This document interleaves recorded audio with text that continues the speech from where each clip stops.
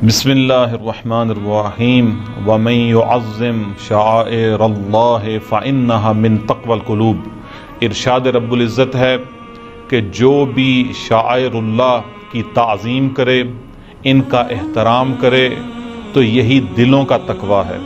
عزیزان محترم، شعائر اللہ میں سے سب سے مہم ترین شعائر اللہ روز عید غدیر کو منانا ہے اور ولایت علی ابن ابی طالب کے اعلان کو، ان کی ولایت کو آئندہ نسلوں تک منتقل کرنا ہے۔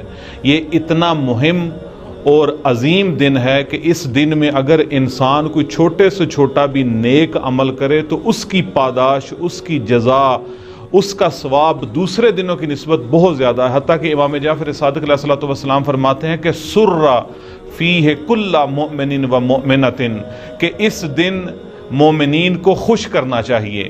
دیکھیے، بعض اوقات خوش کرنا ہوتا ہے کسی کی گرہ کشائی کر کے، بعض اوقات انسان خوش کرتا ہے مولا علی کی ولایت کا اعلان کر کے، اور اعلان کرتے ہوئے کہتے ہیں کہ یہ کہا کریں کہ الحمدللہ الذی جعلنا من المتمسکین بولایت امیر المومنین والائمۃ سلام اللہ علیہم اجمعین۔ اس چیز کو تبریک اور تہنیت کر کے اس چیز کا اعلان کریں۔ ایک دوسرے کو خوشی کے ساتھ ملنا، انسان کم از کم اپنے شفتین کو ہلا کر مسکرا تو سکتا ہے نا۔ دوسروں کو ہدیہ دینا، اور ہدیہ دینے کے بارے میں امام رضا علیہ الصلوۃ والسلام فرماتے ہیں کہ اس دن عیدی دیں، چاہے بچوں کو چاہے بڑوں کو۔ اور اس دن عیدی دینے کا ثواب اس طرح سے ہے کہ اگر کوئی عیدی دیتا ہے تو اس کا ثواب کہتے ہیں 100,000 حج و عمرہ کے برابر ہے عام دنوں کی نسبت۔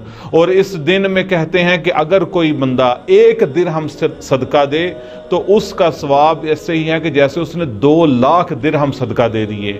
اور پھر امام رضا علیہ الصلوۃ والسلام ہی کی حدیث ہے کہ کہتے ہیں کہ اس دن میں مومنین کو اطعام دینے کا بندوبست کرنا چاہیے، اور اس دن اطعام دینا، کسی ایک مومن کو کھانا کھلانے کا ثواب 1,24,000 انبیاء اور صدیقین کو کھانا کھلانے کے برابر ہے۔ اس قدر مہم دن ہے کہ جس میں یہ انتہائی آسان اعمال انجام دینے کی وجہ سے انسان کو اتنی زیادہ پاداش اور اتنی زیادہ جزا و ثواب ملتا ہے۔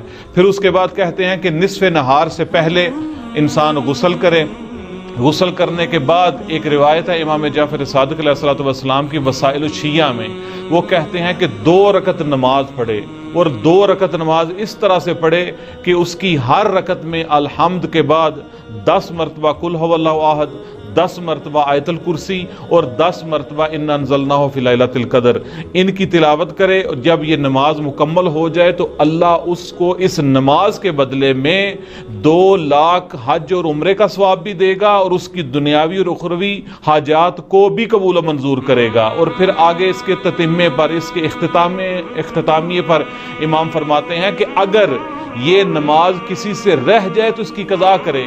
حالانکہ آپ جانتے ہیں مستحب نمازوں کی قضا نہیں ہوتی، لیکن اس کی غدیر کی وجہ سے اس عمل کی اتنی اہمیت ہے کہ انسان سے اگر یہ والا عمل، یہ 2 رکعت نماز رہ جائے تو اس کو بعد میں ضرور قضا کر کے پڑھے۔ اور پھر سب سے مہم عمل اس میں روزہ رکھنا ہے، اور روزہ رکھنے کے بارے میں فرماتے ہیں کہ اس دن کا روزہ دنیا کی پوری عمر جتنا روزہ رکھنے کا ثواب ہے۔ اور انسان کی عمر کتنی ہی ہو سکتی ہے؟ ایک دنیا کی عمر جتنی نہیں ہو سکتی۔